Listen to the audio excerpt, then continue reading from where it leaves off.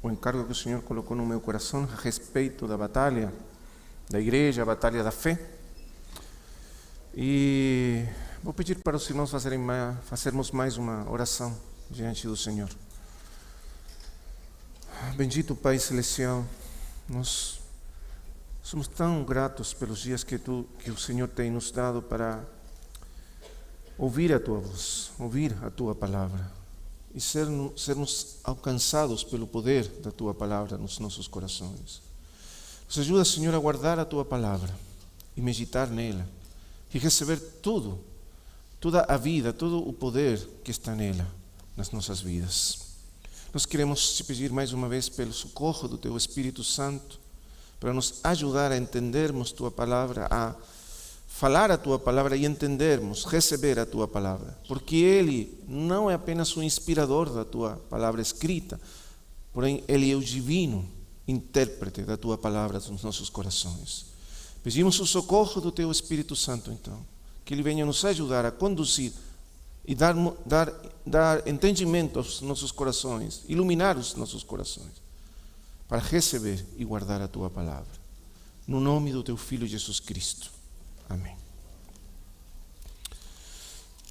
Hoje, irmãos amados, vamos começar com um assunto derivado do que nós falamos nesses dias, porém focado numa questão mais prática da nossa experiência cristã. Porque nós, nos primeiros dias, nas primeiras sessões, 3, falamos sobre o contexto cósmico, vamos dizer assim, universal da batalha da igreja, numa visão geral. E hoje vamos focar-nos mais na questão pessoal, individual. E especificamente, vamos tratar de falar nas duas últimas sessões sobre a batalha, mas agora especificamente na nossa mente, nas nossas mentes.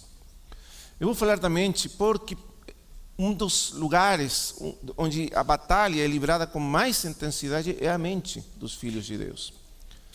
E se essa questão da mente não foi resolvida, nossa vida vai ter muitas dificuldades na carreira cristã. Então vamos tentar entrar principalmente no pensamento do apóstolo Paulo. E não apenas no pensamento, mas também, até onde for possível, na mente do apóstolo. Porque ele foi um dos homens que foi colocado por Deus, como o irmão Romeu tem falado nesses dias, como um modelo do que significa a carreira cristã. E temos muito a aprender dele, do que ele nos fala e nos mostra, não apenas com os seus ensinos, mas também com a sua própria vida, a sua própria experiência, que ficou registrada nas epístolas.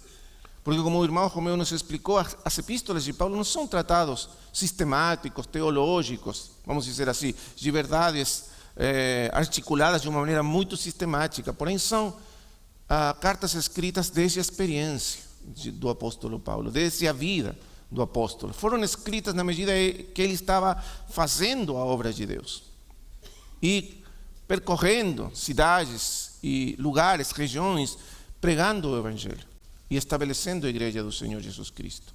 Então, à medida que ele fazia isso, ele foi também escrevendo as suas cartas. Então, vamos ler alguns versículos. Primeiro, especificamente a respeito do entendimento do apóstolo, o que ele chama da renovação do entendimento, ou a renovação da mente. Capítulo 10, da segunda carta aos Coríntios, capítulo 10, versículo 3 até o 5. Segundo aos Coríntios, capítulo 10, versículos 3 ao 5. Ele diz assim: porque embora andando na carne, não militamos segundo a carne. Porque as armas da nossa milícia não são carnais, e sim poderosas em Deus, para destruir fortalezas, anulando nos sofismas e toda altivez que se levante contra o conhecimento de Deus e levando cativo todo pensamento à obediência a Cristo. O apóstolo Paulo está falando aqui do ministério dele, o ministério dos apóstolos, o ministério da palavra de Deus. Mas ele caracteriza esse ministério como uma milícia. Nós já estamos falando, a milícia tem a ver com o exército, né? Ele faz parte de uma milícia, vamos dizer assim, uma campanha de guerra. Ele está dentro de uma campanha de guerra. E nessa campanha, o campo de batalha é a mente. Ele caracteriza a mente como um campo de batalha. E ele diz que ele é um soldado com armas dadas por Deus. Ele diz não armas da carne, quer dizer, não apenas das capacidades humanas, das habilidades humanas. Porque é uma batalha que está além das capacidades humanas. É uma batalha que deve ser livrada com as armas do Espírito, armas espirituais. E essa batalha é uma batalha pela mente dos crentes. E ele nos diz que a mente está caracterizada por fortalezas. É como se você for lá num campo de batalha e você tem um inimigo naquele tempo antigo. Os exércitos criavam fortalezas, que depois foram castelos com o tempo, que eram os centros onde eles se estabeleciam para defender um território. Então ele diz que a mente humana está governada, está controlada por verdadeiras fortalezas. E ele está entrando nesse campo de batalha da mente dos filhos de Deus, porque ele está falando para a igreja, para derrubar essas fortalezas e tomar o campo que é a mente. E para isso ele diz, ele usa das armas do Espírito. As armas que dá o Espírito para fazer isso.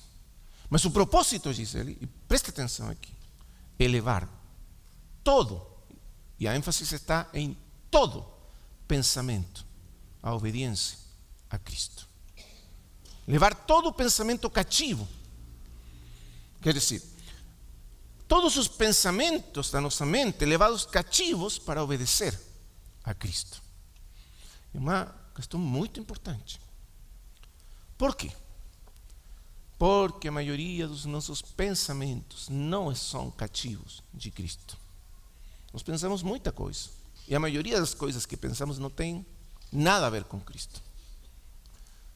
Então ele diz, essa é a nossa batalha.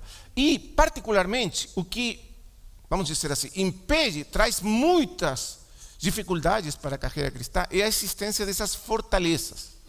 Fortalezas que são, literalmente, edificações, estruturas de pensamentos, porque ele usa aqui uma palavra muito interessante, que é traduzida aqui na versão portuguesa, nessa versão, como sofismas. Porém, a palavra grega é logismos. Logismos. E significa mais especificamente estruturas ordenadas de pensamentos fundamentais, básicos, que governam a mente. As ideias mais básicas, mais profundas, as que são mais caras para o coração humano, que definem o que significa a vida para nós. Esses são os logismos. O problema deles é que eles são verdadeiras fortalezas para que impedem que a verdade de Deus, a palavra de Deus, a vida divina, tome posse das nossas vidas. Então Paulo diz, nós estamos numa campanha, numa milícia de guerra contra essas fortalezas na mente de vocês. Interessante, né?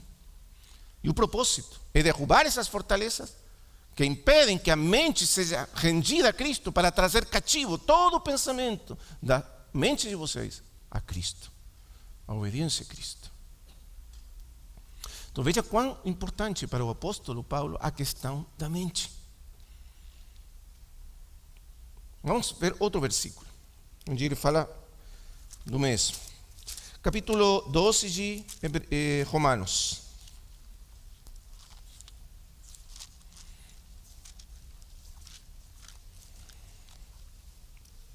Romanos capítulo 12, versículo 1.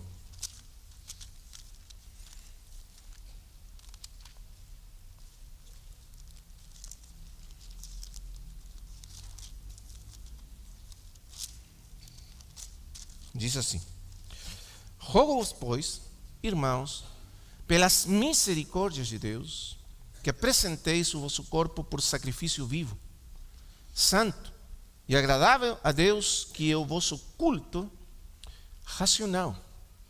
Culto, aqui a palavra culto significa, é uma referência à função do sacerdócio no Velho Testamento, o culto racional. O que eles faziam era fazer um culto a Deus através dos sacrifícios. Você lembra? Está tudo aí especificado no livro de Levíticos, que, como nos falou o irmão Romeu, um manual do sacerdócio. E os sacerdotes ofereciam esse culto a Deus através dessas práticas. Só que aqui, o apóstolo Paulo, claro, estamos no Novo Testamento, onde não estamos mais na sombra, na figura, mas na realidade representada na sombra, naquela tipologia dos sacrifícios e o culto dos sacerdotes. E aqui ele fala de um culto racional. Outra vez usa uma palavra que está relacionada com a que está usando aí em 2 Coríntios. Aqui a palavra é lógicos. A palavra em Coríntios é logismos, estruturas articuladas de pensamento, ideias. E aqui, lógicos. Outra vez a ênfase, por isso a tradução é racional. Porque a ênfase de Paulo é o pensamento humano. São as estruturas de pensamento. E ele está falando que nós devemos adorar Deus também com a nossa mente, com entendimento. E por isso ele usa essa expressão, adoração lógica. E depois, continua, porque está no mesmo assunto. E não vos conformeis com este século, mas transformai-vos pela renovação da vossa mente, para que experimenteis qual seja a boa, agradável e perfeita vontade de Deus. O apóstolo usa aqui uma expressão muito interessante, muito importante. Transformai-vos. A palavra grega é metamorfosis, vem da palavra metamorfosis. A palavra metamorfosis, os irmãos já sabem, é usada na biologia para falar principalmente da transformação dos insetos, no mundo dos insetos, como se chamam sim, as borboletas, mas antes de ser borboleta, as lagartas para borboletas. Uma transformação muito radical, né? Você tem um bichinho assim que se arrasta pelo chão, depois tem um bichinho formoso voando pelo céu. Então, transformação, metamorfoses. Essa palavra é usada apenas 3 vezes no Novo Testamento. Uma é aqui, ele fala dessa transformação. A outra é usada no Evangelho, quando o Senhor foi transfigurado diante dos seus discípulos. Aí a palavra é a mesma, metamorfoses. O Senhor foi transfigurado. Quer dizer, a forma visível do Senhor, física, humana, foi transfigurada e levada para uma expressão gloriosa, transformada, como o sol, brilhando como o sol. Suas vestes se fizeram resplandecentes. Ele foi transfigurado, quer dizer, foi revelado na sua natureza humana a glória vindoura da transformação. Porque isso é tão importante, porque nesse instante nós vimos o homem segundo Deus. O que Deus quer fazer de todos nós foi revelado aí em Cristo. Então, essa transfiguração do Senhor é a manifestação daquilo que Deus quer fazer com todos nós. E por isso, a terceira vez que aparece a palavra, 2 Coríntios, também, vamos ler aí, 2 Coríntios, capítulo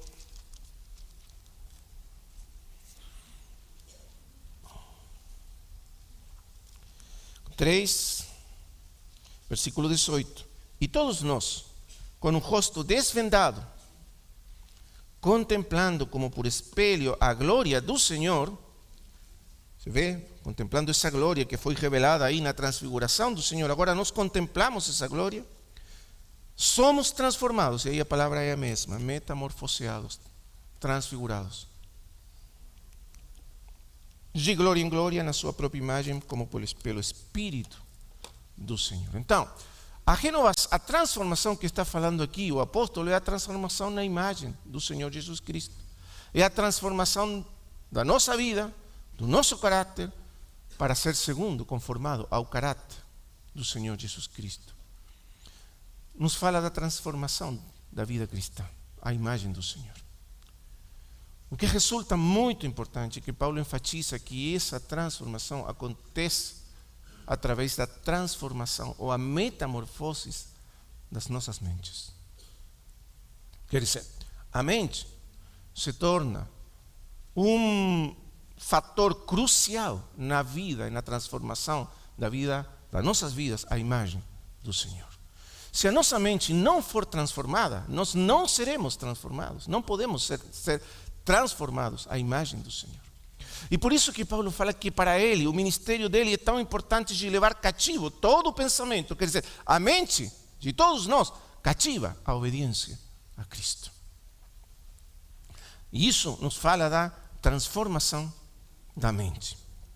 Agora, o apóstolo Paulo foi um pensador muito profundo, falando humanamente. O mesmo apóstolo Pedro diz na sua carta, na sua segunda carta, que as coisas que o apóstolo Paulo escreveu são difíceis de entender. Algumas delas são difíceis de entender, porque são muito profundas. Ele, em muitos sentidos, estava muito além do seu tempo. Ele falou coisas que no tempo dele nem eram possíveis de ser entendidas claramente. Claro, o apóstolo Paulo, ele recebeu, como ele mesmo diz, ele recebeu muito do que ele entendia por revelação de Deus. E o mesmo apóstolo Pedro diz que essas coisas difíceis de entender são por causa da sabedoria que lhe foi dada ao apóstolo Paulo. Então, claramente ele recebeu de Deus. Porém, não foi uma coisa, vamos dizer assim, mágica. Um dia estava aí Paulo sem saber nada, veio um raio de luz do céu e outro dia ele entendia tudo. Não foi assim. Foi um processo de meditação longa ao longo da sua vida. Ele recebeu revelação, sim, mas ele aplicou o seu pensamento, a sua mente para entender. Por anos e anos, anos e anos. E o resultado dessa mente do apóstolo aplicada de maneira sistemática, disciplinada, a entender a revelação de Deus, logicamente sob a ajuda do Espírito Santo de Deus, porque ele enfatiza muito isso, com a graça de Deus, ele conseguiu entender. E logo escrever coisas que são muito, muito profundas a respeito da natureza e a condição humana. Irmãos, ele foi tão além do seu tempo, que agora falávamos com Romeu, que ainda se você pegasse todos os grandes teólogos dos primeiros séculos cristãos, desde Ireneu até Agostinho, vamos falar assim, você não vai achar a profundidade de pensamento do apóstolo neles. Ele supera todos eles, de longe.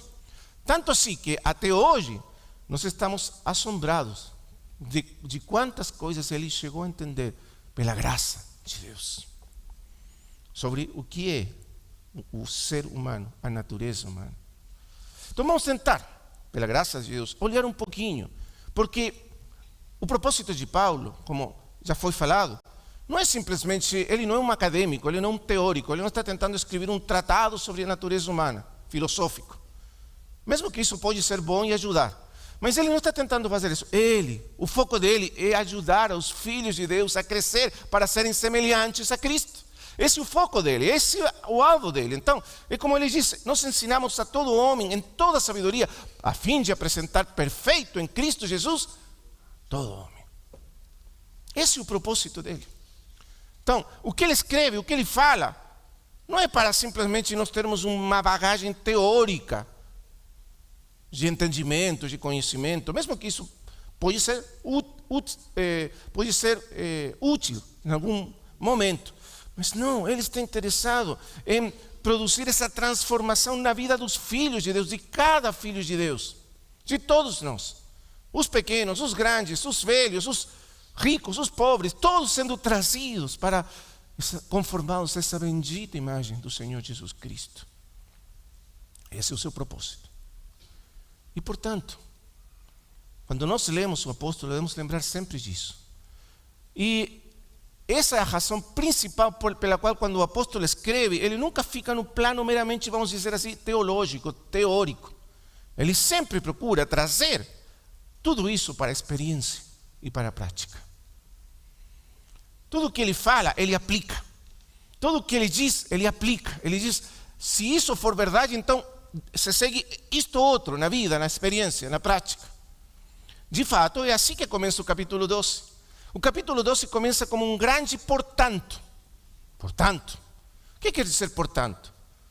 O que ele quer dizer simplesmente é o seguinte: os primeiros 8 capítulos, depois tem os capítulos intermédios onde fala da questão de Israel, da vocação de Israel, mas os primeiros 8 capítulos, onde ele expõe de uma maneira tão magistral a glória do Evangelho, o significado do Evangelho, e ele resume essa glória, esse significado do Evangelho com esta expressão: as misericórdias de Deus. Isso é um resumo de todo o Evangelho. Agora ele disse, portanto, quer dizer, quais são as consequências práticas na nossa experiência do Evangelho? E continua. Você entende? Ele quer trazer tudo isso para a nossa experiência, para a nossa prática. Que o Evangelho não fique apenas como uma teoria, como um maravilhoso entendimento, como uma visão maravilhosa, mas se torne realidade nas nossas vidas. Que o Evangelho transforme as nossas vidas, porque o Evangelho tem o poder de nos transformar à imagem de Cristo. É isso que Paulo tem no coração.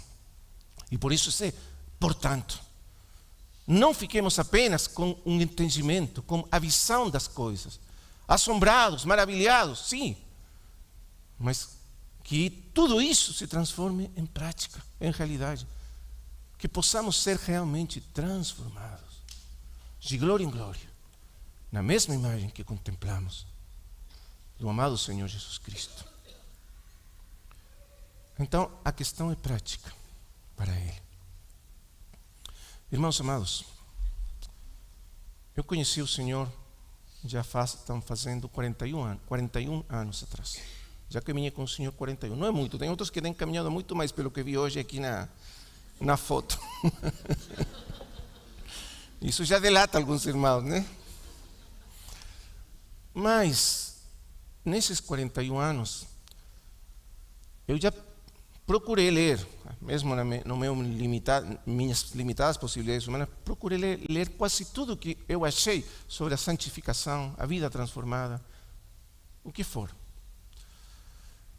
Mas achei que uma coisa é ler e ter aqui entendimento, e outra coisa muito diferente é praticar e experimentar ao longo do tempo. Quão difícil é sermos transformados, não é? Devemos aceitar o fato. Quando eu era novo, eu pensava, em 10 anos vou estar muito lá na frente na questão da santificação, da transformação. Mas estou levando 41 anos e ainda não estou muito lá na frente. Ainda falta. Então, todos esses anos, você percebe por que é tão importante a abordagem do apóstolo do assunto. E uma e outra vez, ao longo da minha vida, depois de fracassar muitas vezes, o Senhor tem me levado para voltar ao livro dos Romanos. Porque o livro de Romanos é muito difícil de entender. Você já tem longos tratados escritos sobre o livro dos Romanos. Até os teólogos mais brilhantes da história escreveram sobre Romanos. Assim, uns tratados. Você tem uma carta de quantos capítulos? 16, pequena. E tem 3 livros, 4 livros, 5 volumes de quantas páginas? Escritas para nos explicar o que quis dizer o apóstolo aqui. Um dos maiores teólogos do século XX, Karl Barth, escreveu um livrão assim enorme sobre a carta aos Romanos. Tantos outros tentaram.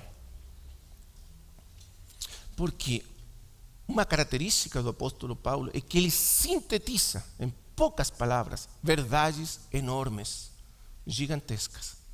É uma graça que ele recebeu de Deus, capacidade de sintetizar em poucas palavras, verdades enormes. Às vezes você precisa,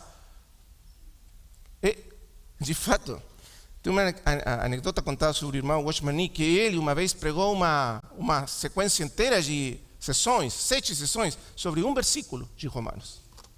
Você imagina a riqueza que tem o pensamento do apóstolo? Por quê? Porque ele recebeu essa graça do Senhor. Então, passando agora ao assunto mesmo. O apóstolo está nos falando de a transformação, a santificação da vida cristã. O que alguns teólogos chamam da santificação, o processo de sermos transformados à imagem do Senhor. O processo progressivo de sermos liberados do poder do pecado, da influência do pecado das nossas vidas e sermos transformados e estar sob a influência do Espírito Santo para sermos semelhantes ao Senhor Jesus Cristo.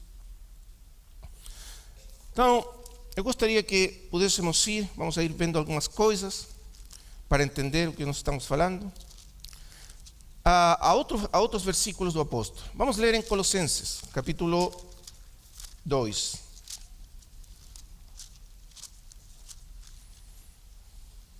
Colossenses 2. E, à medida que avançamos, aqui estamos ainda nos preliminares, estamos colocando alguns pontos centrais de entendimento prévio, para logo entrarmos no pensamento do apóstolo, o que ele expõe sobre a transformação da mente. Primeiro estamos colocando alguns pontos preliminares. Colossenses capítulo 2, versículo 8. Colossenses 2, 8.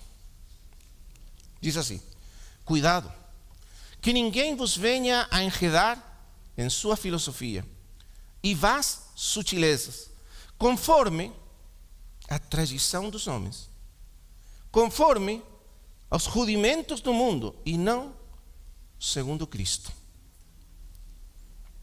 Agora, vamos ver, sim, esse versículo primeiro, depois vamos passar para o outro. Paulo usa essa expressão rudimentos aqui, rudimentos, ele usa essa expressão 4 vezes nas suas cartas. 2 vezes em Gálatas e 2 vezes na Epístola aos Colossenses. Os rudimentos do mundo. E aqui, irmãos, esse é um dos pontos onde Paulo foi muito além do seu tempo no entendimento da mente humana. Muito além. Passariam, vamos dizer assim, quase 20 séculos para que as pessoas recém começassem a entender essas coisas que o apóstolo está falando, os rudimentos, as tradições do mundo. O que ele quer dizer com isso? Nossa mente, lembra que nós falamos das fortalezas?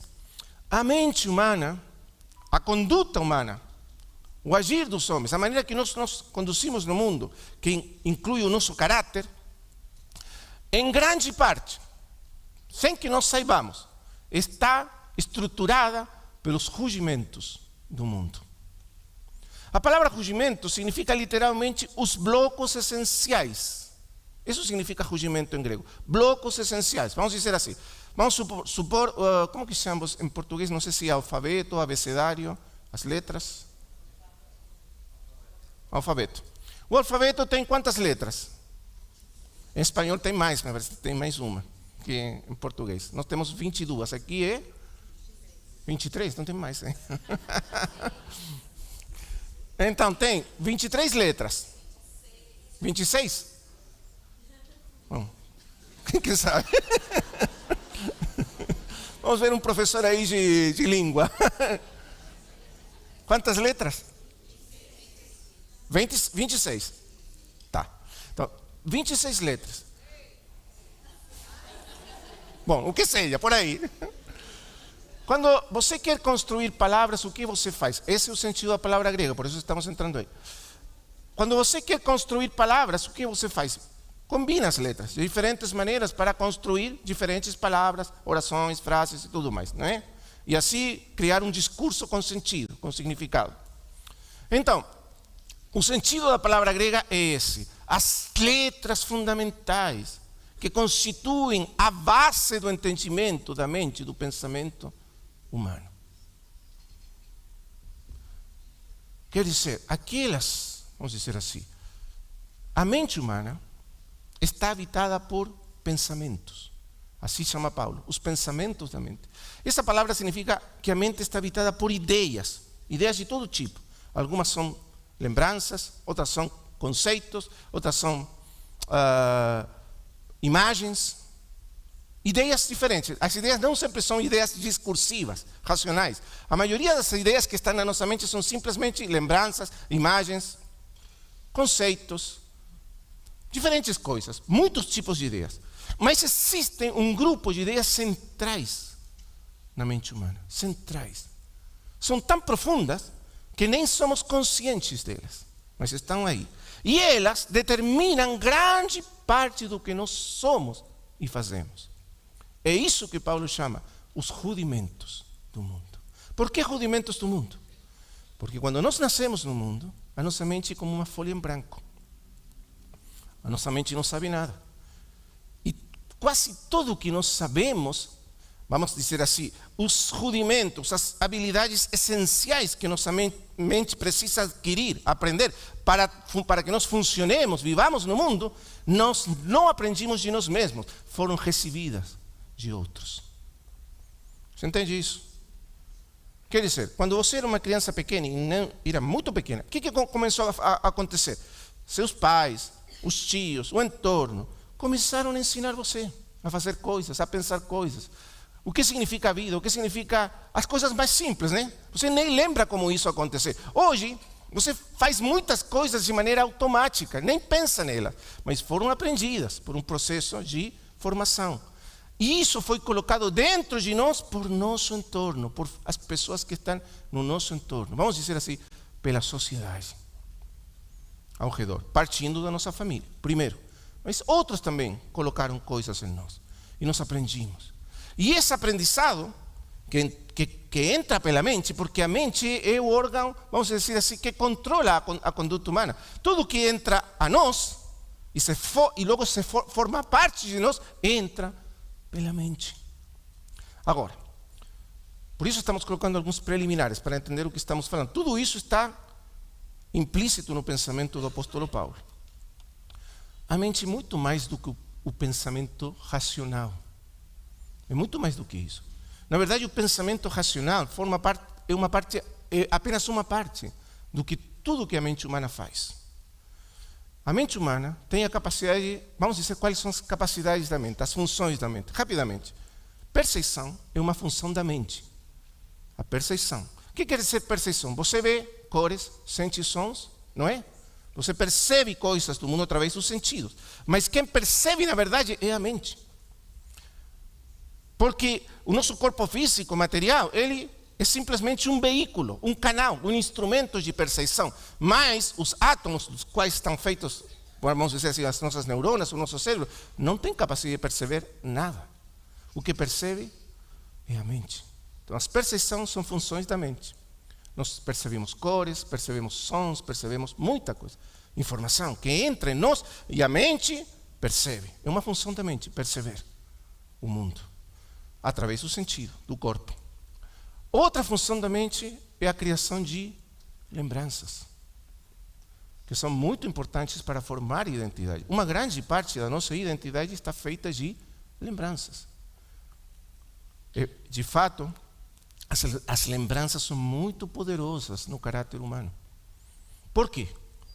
Porque elas condicionam a maneira em que nós reagimos frente às circunstâncias. Se você ter uma experiência traumática, por exemplo, dentro de você fixa uma lembrança traumática de uma experiência. Então, cada vez que você enfrenta essa experiência, uma situação parecida, essa experiência volta automaticamente à sua mente e você tende a reagir da mesma maneira, automaticamente. Lembranças. Na mente também temos a imaginação, uma das grandes funções da mente. O que significa a imaginação? A capacidade de imaginarmos coisas. Pensar em coisas que não existem. Imaginar situações que ainda não existem. A imaginação nos faz, por exemplo, capazes de criar coisas novas na história do mundo. Antes de criar, nós precisamos imaginar. Por exemplo, o arquiteto, aqui está o irmão Cláudio. Ele precisa imaginar primeiro um prédio novo, né? Imagina, na sua mente. Logo ele traduz numa questão prática. Capacidade imaginativa da mente. Mas também isso significa que a mente pode imaginar coisas terríveis. terríveis que destruem a nossa vida. Essa também é uma função da mente. E logo, claro, o que normalmente nós associamos com a mente, o pensamento racional, discursivo. A capacidade de, partindo de uma proposição, quer dizer, de uma premissa, inferir outras premissas e construir conhecimento a partir do raciocínio lógico. A ciência, por exemplo, progride a partir de premissas básicas que surgem da experiência e logo, inferindo, usando o raciocínio lógico, chega a conclusões que aumentam o conhecimento do mundo. E isso também é uma capacidade da mente. Mas você pode ver que a mente é uma coisa complexa, muito complexa. E ainda mais, e aqui vem uma questão que às vezes nós passamos por alto. Na mente também, num sentido bíblico, estão as emoções e os sentimentos. Elas formam parte da mente. Por quê? Porque todo pensamento, seja uma lembrança, seja uma imaginação, seja uma imagem, seja uma percepção do mundo, leva associada uma emoção. Sempre. A emoção pode ser de atração, de rejeição, de apatia, de indiferença, de aborrecimento. Mas sempre que você pensa uma coisa, as emoções agem junto com ela, a respeito desse pensamento. E por que isso é importante? Por que precisamos de emoções? Nós temos muitos problemas com as emoções. De fato, um dos grandes problemas com a nossa mente é o problema das emoções. As emoções, são complicadas. Quando as emoções se tornam complexas, quer dizer, conjuntos de emoções associadas, se tornam sentimentos permanentes, associadas a certos pensamentos. Estou falando ainda de preliminares, para nós entendermos o pensamento do apóstolo Paulo. E esses sentimentos ou emoções têm um propósito na vida humana. Deus nos criou assim, Deus nos fez assim. Para o que precisamos dos sentimentos e emoções? Porque os sentimentos são os que dão energia à vontade humana para agir. Existe uma doença caracterizada na psicologia, na psiquiatria, em que as pessoas perdem as emoções. E sabe o que acontece com essas pessoas que não têm mais emoções? Se voltam inertes, não são capazes de fazer ou não fazer nada. A vontade deles se paralisa. Por quê? Porque a vontade sem emoções não pode ser movida. A vontade é movida na medida que uma emoção associada a um pensamento. Lembre que quando falamos de pensamento, também falamos de percepções na mente. Nós percebemos uma coisa do mundo, nos sentimos atraídos ou sentimos rejeição, ou sentimos indiferença. Mas sempre sentimos alguma coisa e isso leva com que a nossa vontade queira agir, deseje agir a respeito disso. Mesmo com os pensamentos, mesmo com a imaginação. E uma última característica da mente é que a mente tem intuição, através do espírito, como já nos falou o irmão Cláudio, das obrigações e os valores morais. Isso também faz parte da vida da mente, a consciência moral. Quer dizer, todos nós habitamos um universo de significados morais. É impossível para o homem não habitar nesse universo. E isso quer dizer que em toda ação, em toda percepção, em toda compreensão e em todo pensamento, nós sempre, também junto com isso, temos uma avaliação moral associada. Sempre, inevitavelmente, porque somos seres morais, criados por Deus com responsabilidade moral. E isso é uma coisa que ninguém pode evitar. Até os ateus que não acreditam nos valores morais como realidades objetivas, continuam sendo muito morais na sua conduta. Porque o homem não pode fugir do que ele é, da natureza dele. Por isso Paulo, outra vez, o profundo pensador que é Paulo, ele nos diz que a obra da lei está escrita nos corações dos homens. Quer dizer, todo homem leva escrito dentro do seu coração a consciência dessa lei moral do Criador. E isso significa que toda vez que nós pensamos sobre alguma coisa, também avaliamos isso através de um raciocínio moral. Que nem sempre é um raciocínio, às vezes é simplesmente uma avaliação direita. Isso é bom, isso é mau, isso é ruim, isso não é ruim, isso é certo, isso não é certo, isso é correto, isso não é correto. Sempre, inevitavelmente. Portanto, todas as escolhas que nós fazemos, todas, têm sempre uma conotação moral. Todas. E por isso somos responsáveis por todas as nossas escolhas. Você está vendo quão complexa é a mente humana? E o apóstolo está nos dizendo que precisamos renovar a nossa mente. Então, veja aqui uma questão profunda e complexa. Mas ainda existe outro aspecto que o apóstolo toca profundamente. Veja, voltemos para o capítulo da mente. Voltemos para o capítulo 12 de Romanos.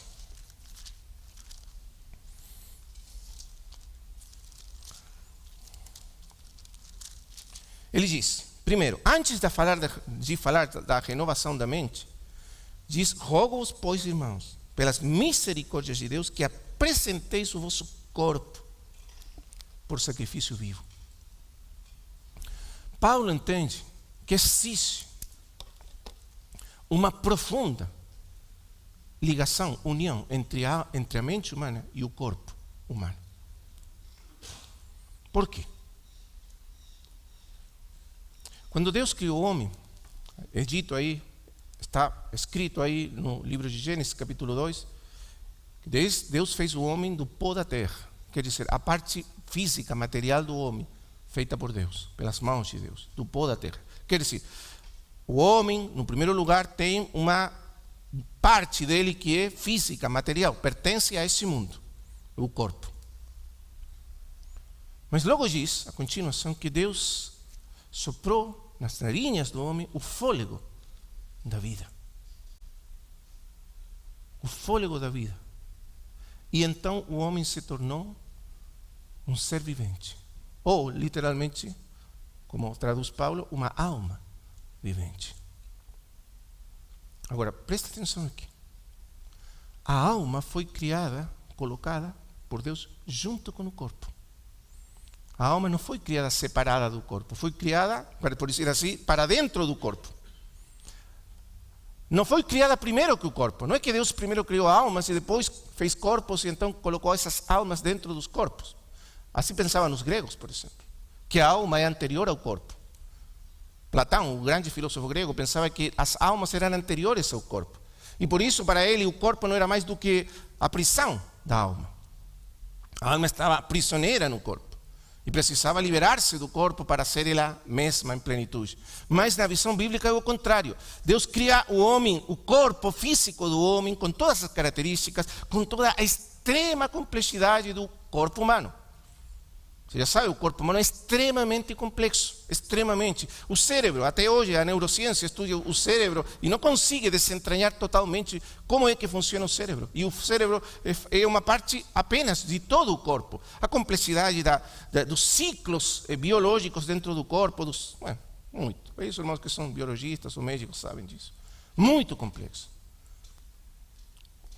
Mas o que é interessante é que esse corpo foi criado para ser a habitação da alma. E Deus assoprou a alma. E então esse corpo se tornou um corpo vivo. Então, uma coisa que nós precisamos entender, porque nós, dentro das coisas que precisamos renovar o nosso entendimento, nós vivemos numa idade materialista, secular. Quando eu falo disso, não falo do materialismo no sentido do consumismo, de comprar coisas. Estou falando do materialismo no sentido filosófico. A ideia de que tudo que existe e nada mais é o universo físico material, fechado. Não existe Deus, não existe o Espírito, não existe a alma, não existe nada. Eu lembro quando eu estava estudando psicologia na faculdade, o primeiro dia entrou o professor na aula e falou assim, olha, interessante, ele falou assim, o primeiro que eu vou dizer, falo aí para todos nós, é que apenas existe um mundo físico e não existe a alma nem o Espírito. E daí nós partimos para entender a mente humana. Agora, se nós partimos aí, nunca vamos chegar a entender realmente o que é o ser humano. O grande problema da ciência moderna, principalmente das ciências que estudam a conduta humana, a vida humana, eu, na faculdade, estudei sociologia. Então, as ciências da conduta são a psicologia, a sociologia, a antropologia, economia e assim por diante. Todas elas tentam estudar, entender o ser humano. E num sentido, até certo ponto, logram uma compreensão da vida humana, da complexidade da vida humana, mas elas têm um grande limite. Porque eles eliminam a dimensão não material, que é a fundamental. Deus soprou nas narinas do homem o fôlego da vida, que não é de caráter material, é de caráter espiritual. Não no sentido espiritual próprio do Espírito Santo, mas no sentido que não é material, é espiritual.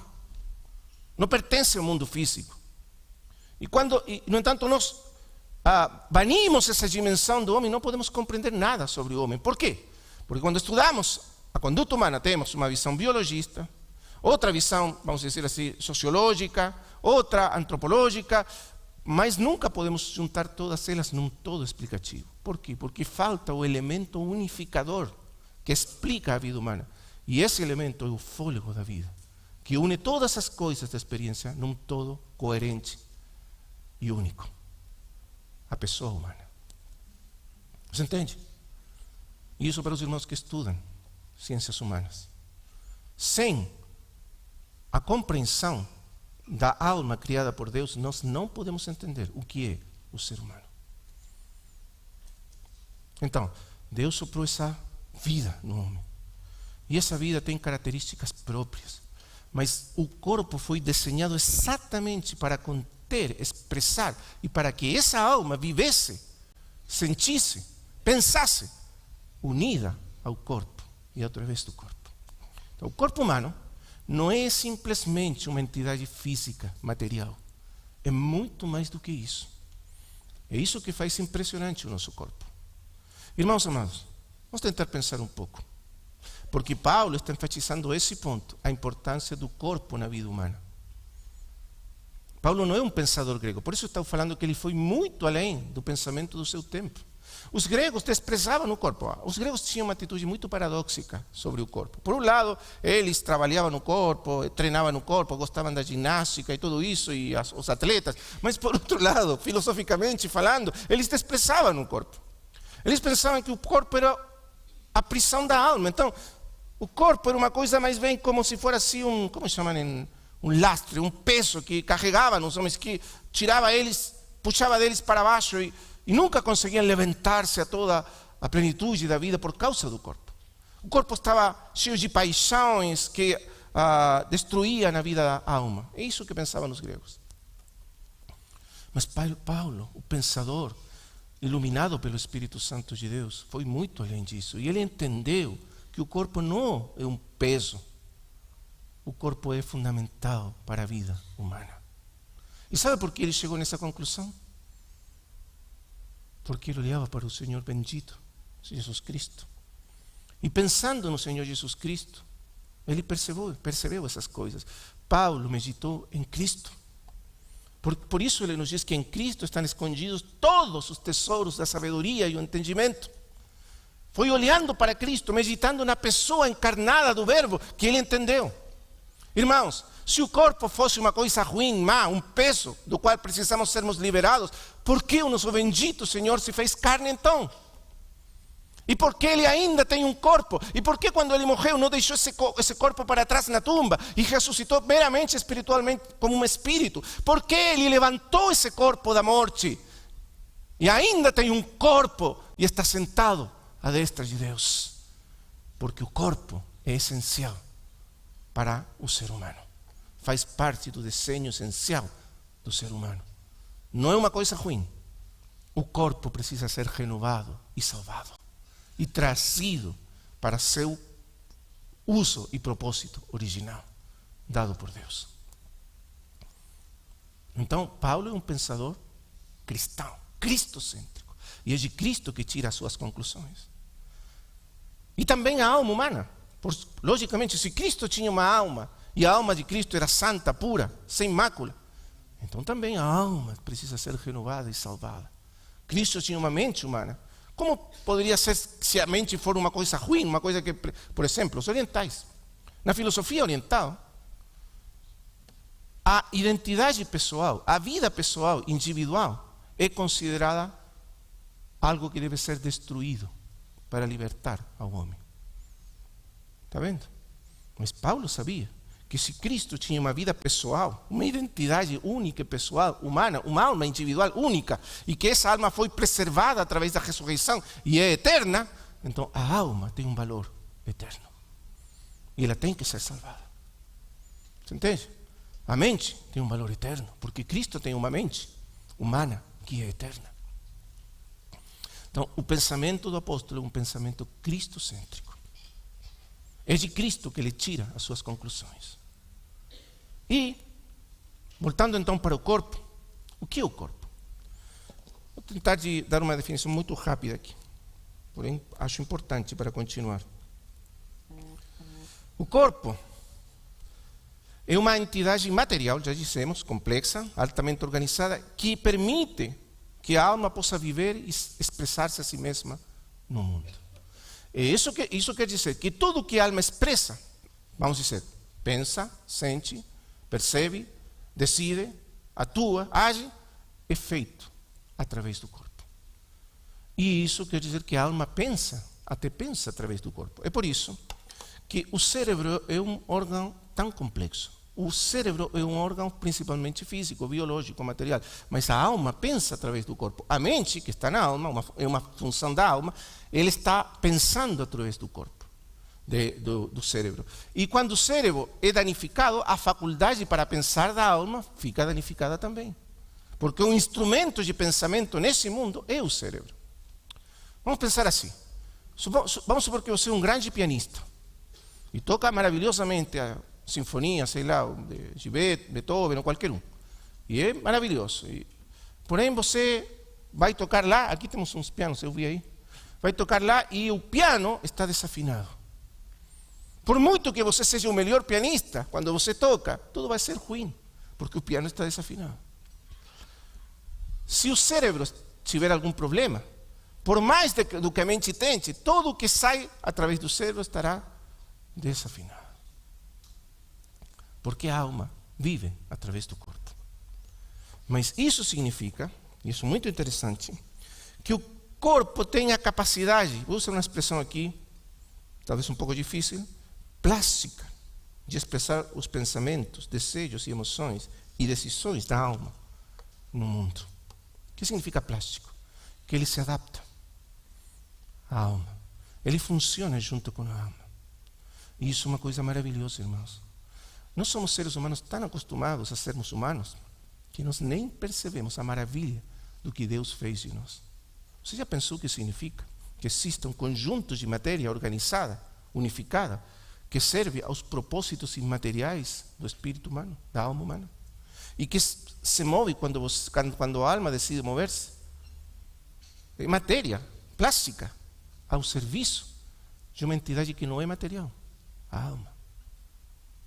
E isso significa que tudo o que nós pensamos, sentimos, percebemos, decidimos com a nossa alma, afeta também o nosso corpo.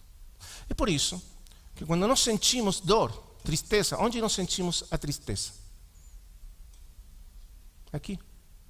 Você não sente a tristeza aqui, não sente a tristeza nos joelhos, não é?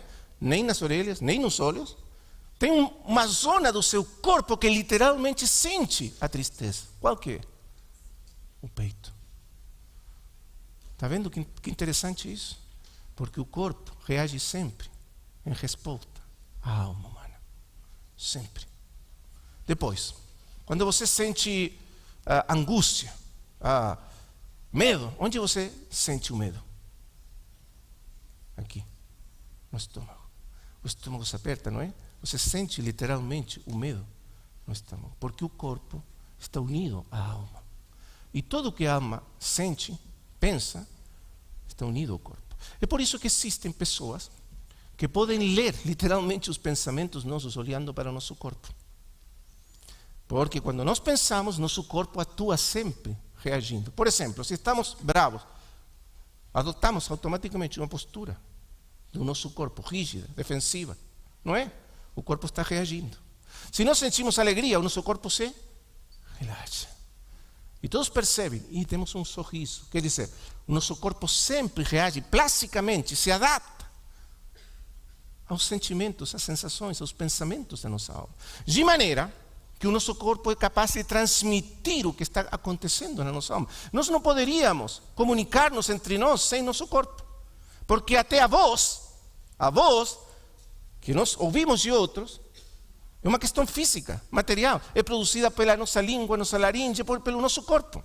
Só que tem a capacidade de transmitir pensamentos e sentimentos e emoções, não é? Por exemplo, você escuta a voz de uma pessoa brava e você sente que a ira dessa pessoa sobre você é transmitida fisicamente pela língua, pela laringe e pelos sons. Mas é a alma que tem o poder de fazer isso através do corpo. Na verdade, nós nunca tocamos diretamente a alma das pessoas. Nós tocamos sempre a alma das pessoas através do corpo. Nunca tocamos a mente diretamente, nós não nos comunicamos telepaticamente, de mente a mente. Nós tocamos a mente de outros através do corpo de outros, dos gestos de outros, do olhar dos outros. Porque a comunicação não é apenas uma comunicação de voz, de som, é uma comunicação de todo o corpo inteiro fala, não é? Fala nos nossos olhos, fala a nossa boca, fala as nossas mãos, a postura dos nossos braços, as nossas pernas, tudo fala. Veja quão maravilhoso é o corpo humano, a capacidade que tem de expressar a vida da alma. Estou falando isso para entender que esse movimento é em duas direções. Então, o que acontece em nossa alma acontece sempre, se reflete sempre em nosso corpo. Mas também o que acontece no nosso corpo se reflete em nossa alma, inevitavelmente, porque estão unidos. E sendo Paulo, o pensador tão profundo que era, ele entendeu que o que nós fazemos com o nosso corpo afeta o que acontece, a vida da nossa mente. Você não pode separar as duas coisas. E por isso você vai ver ele falando dessa vida cristã como uma vida de disciplinar o corpo. Eu golpeio o meu corpo. Eu submeto o meu corpo. Eu faço com que meu corpo se sujeite a uma vida de disciplina. Para o quê? Para eu correr a carreira como deve ser corrida. Ele inclui o corpo. Por isso ele diz: apresenteis os vossos corpos. Estou falando das coisas ainda preliminares. A última coisa, que é muito importante no pensamento do apóstolo. O corpo não apenas tem a capacidade de reagir às ações da alma, às decisões, sentimentos, pensamentos da alma, e refletir eles no mundo, mas uma coisa muito importante sobre o nosso corpo. É capaz de aprender hábitos constantes a partir da alma. Por um exemplo, tudo serve. Menino pequeno, criança, ele precisa aprender a escovar os dentes, não é? Agora, esse é um processo de aprendizado racional. Uma coisa que diferencia os seres humanos criados por Deus à sua imagem dos animais, dos outros seres vivos, é que só os seres humanos não possuem instintos. Todos os animais possuem instintos. Ninguém precisa ensinar. Algumas coisas ensinam os animais, principalmente os mamíferos.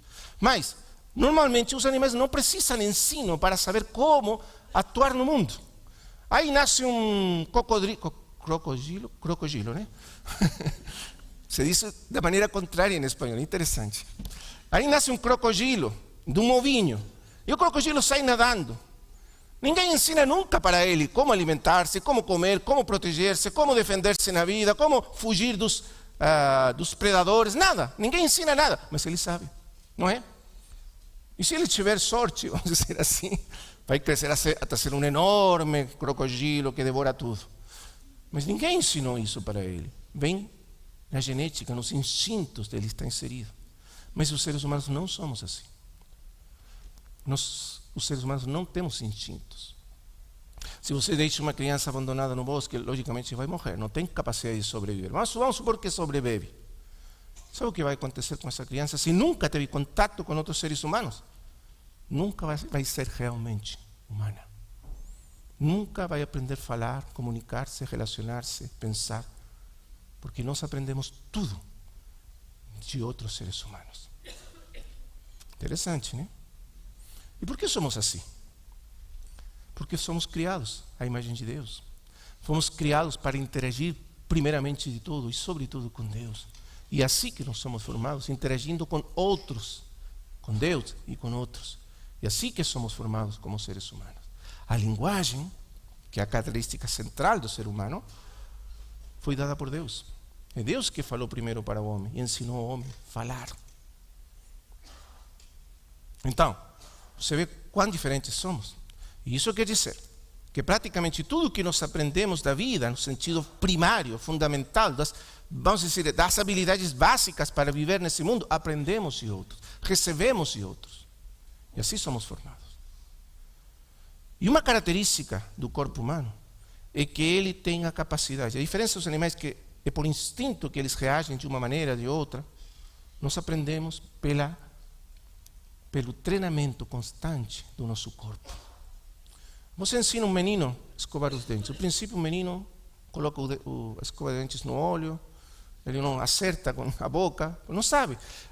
O seu corpo não está treinado, não tem os movimentos treinados para fazer isso.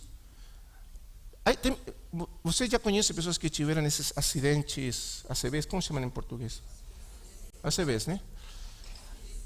Ao contrário, A, B, C. É o contrário do espanhol. Então você tem ABCs. Uma região do cérebro que tem memorizado esse hábito é danificada.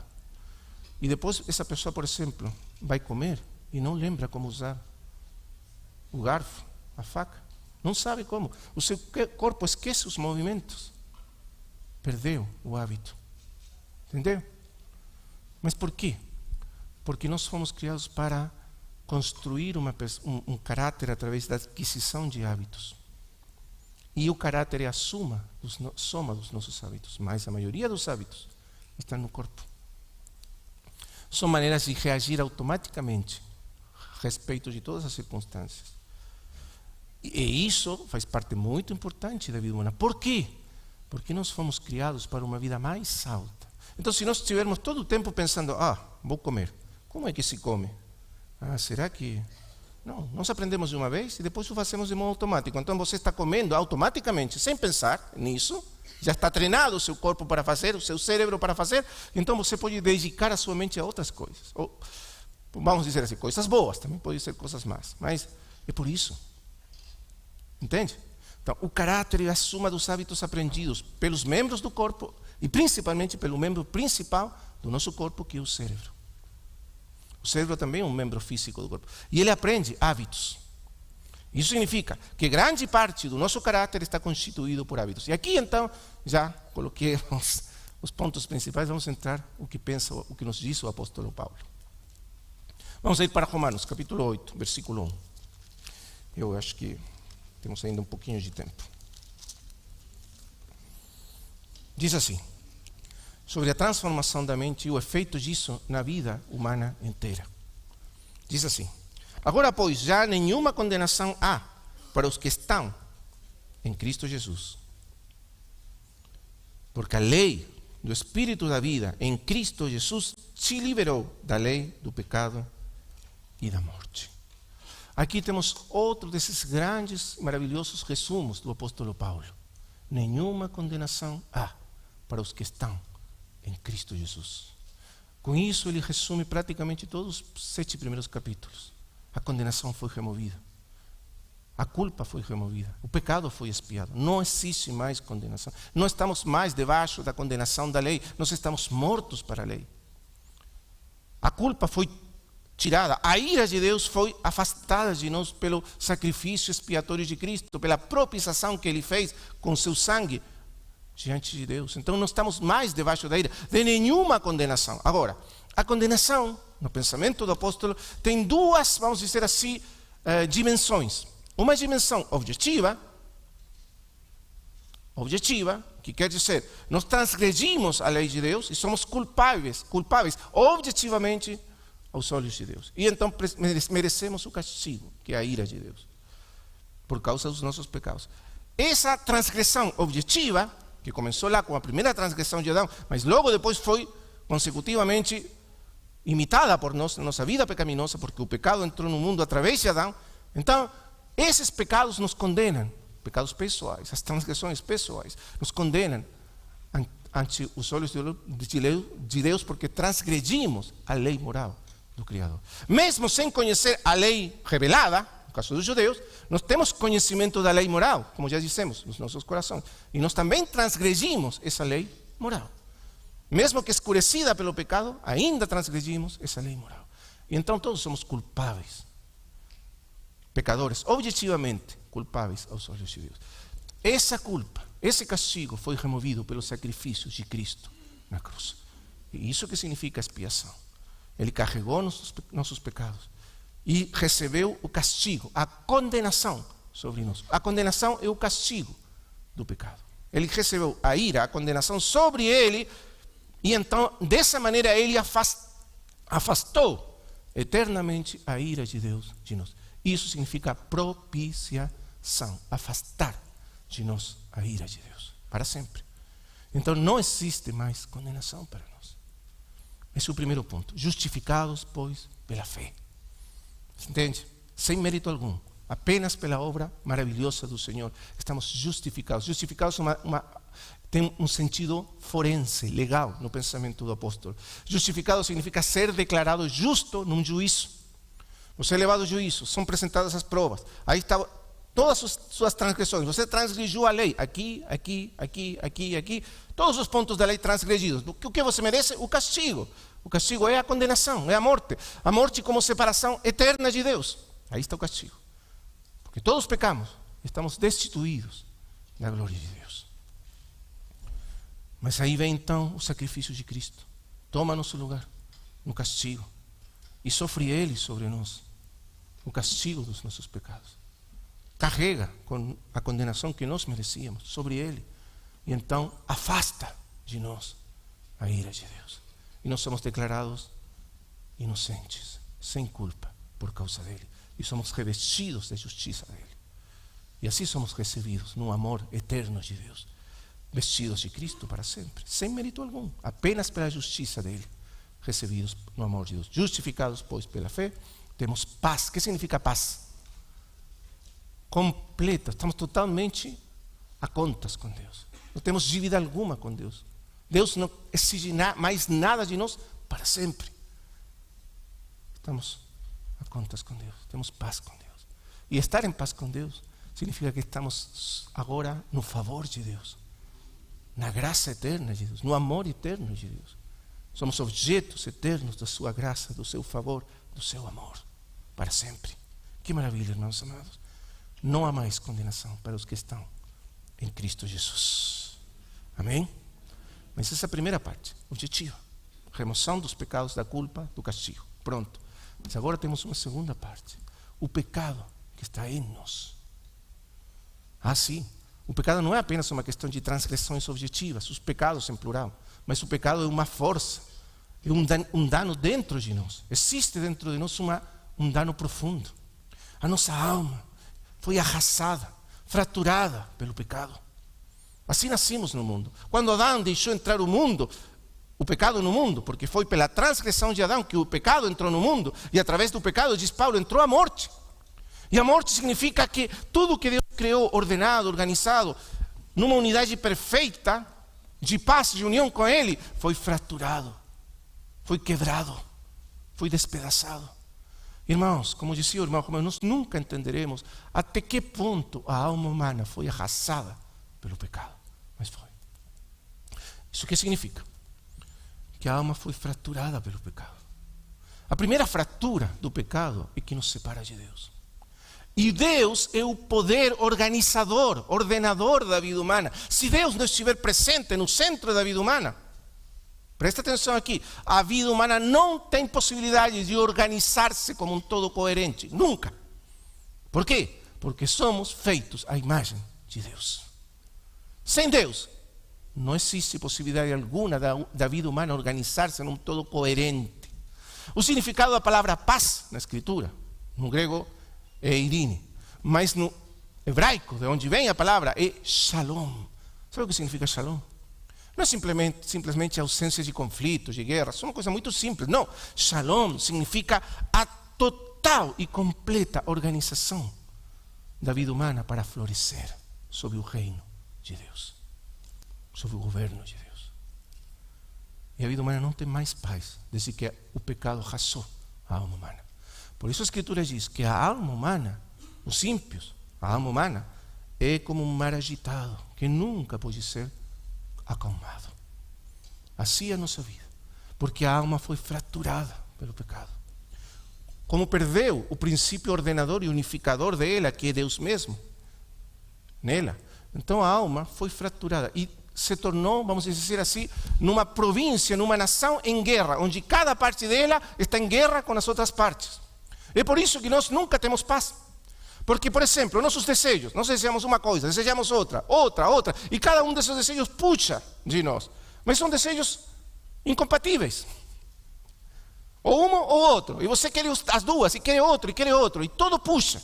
Mas você não tem condição de satisfazer tudo isso, porque é uma província em revolução, em anarquia. Assim é a alma humana. Os pensamentos puxam por uma parte, a consciência moral puxa para outra, os sentimentos para outra, os desejos para outra, as percepções da alma puxam para outra coisa. A alma é um tumulto e não tem paz. Está arrasada, fraturada pelo pecado. Pior do que isso, o que mais aconteceu quando o homem caiu? Vamos voltar aí para Gênesis, capítulo 3. Versículo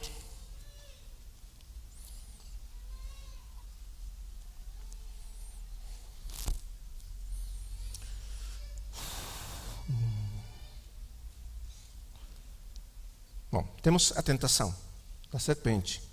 Vamos ler versículo 6, 3:6. Vendo a mulher que a árvore era boa para comer, para se comer, agradável aos olhos e a árvore desejável para dar entendimento. Você vendo as percepções da alma sendo puxadas pelo tentador. Os olhos, o que os olhos veem, desejam e tudo mais. Então eles, os dois, escutaram ao tentador e comeram do fruto da árvore, do conhecimento, e comeram. E versículo 7, aqui, presta atenção aqui. Abriram-se então os olhos de ambos. E percebendo que estavam nus, coseram folhas de figueira e fizeram cintas para si. Sabe qual que é o efeito mais doloroso, mais arrasador do pecado na vida humana? É o que aqui é descrito.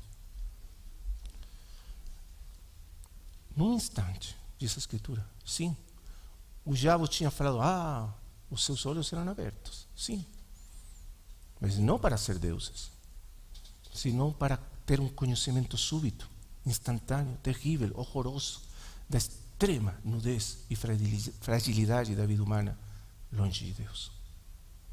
Automático.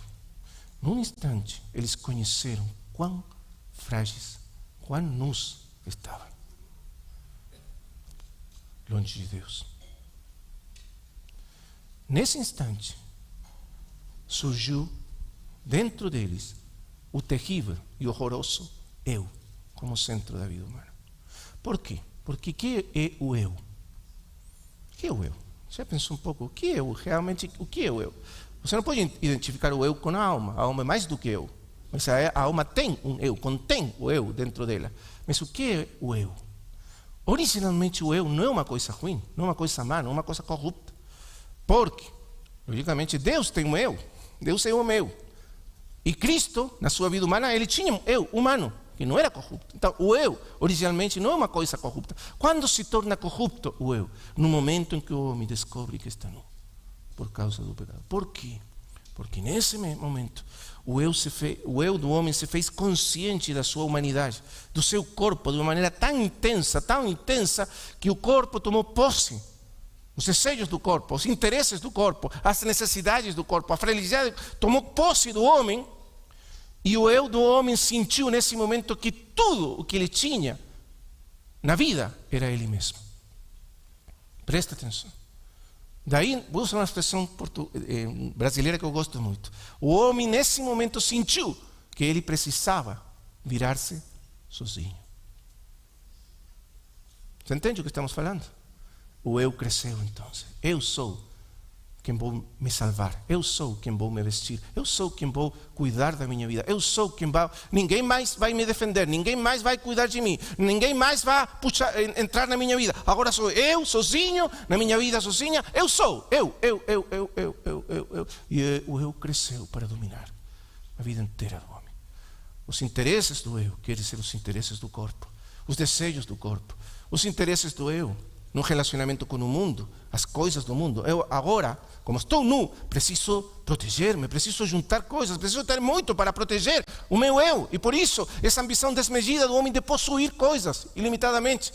Ter poder, para quê? Para proteger-se a si mesmo. Irmão, por trás de toda a ambição dos homens, de poder, de fama, de fortuna, o que seja, está o desejo de proteger esse eu nu, por causa do pecado. Sempre. Você entende o que estamos falando? E quebrar essa terrível inclinação para o eu e para nos protegermos a nós mesmos, por nós mesmos, sem ajuda de ninguém, ainda vendo aos outros como pessoas que vão servir a esse propósito e usando dos outros para isso. O único que pode quebrar isso é o poder da cruz de Jesus Cristo. Tem mais. O poder do Evangelho de Jesus Cristo. Essa é a condição humana. E eu acho que já chegamos no final, parece-me. Sim? Porém, eu queria colocar esses preliminares para, se for possível à noite, falar do que o apóstolo Paulo fala. Vamos falar de 3 coisas. Primeiro, da luta, das experiências de Paulo com o pecado. Umas coisas maravilhosas de Paulo que ele fala, sem complexos, da sua problemática pessoal, interna com o pecado. Ele não teoriza sobre o pecado, vamos dizer assim. Ele fala do que ele experimentou na sua vida, na sua luta pessoal, individual, contra o pecado. Logo nos fala da renovação da mente pelo Espírito Santo que ele experimentou na sua vida, do poder do Espírito para nos livrar da lei do pecado e da morte. E finalmente, e isto é muito importante, no final do capítulo 8, ele nos mostra a mente renovada. Onde tem que estar a nossa mente renovada para caminharmos de glória em glória, sendo transformados na imagem do Senhor Jesus. Amém? Bom, se o Senhor permitir, vamos fazer isso à noite. Vamos orar ao Senhor. Amado Pai Celestial, somos muito gratos pela Tua Palavra. Nos ajuda, Senhor, a entender o que nós somos. O que Tu nos fizeste na Tua criação e como o pecado arrasou com tudo isso, fracturou tudo isso, fragmentou tudo. Mas agora em Cristo tudo está sendo renovado, tudo está sendo transformado para que sejamos novamente trazidos a Teu propósito, a Tua intenção original e eterna, através de Cristo, em Cristo, através do Teu Espírito Santo. Nos ajuda, Pai, a continuar entendendo pelo poder do Teu Espírito.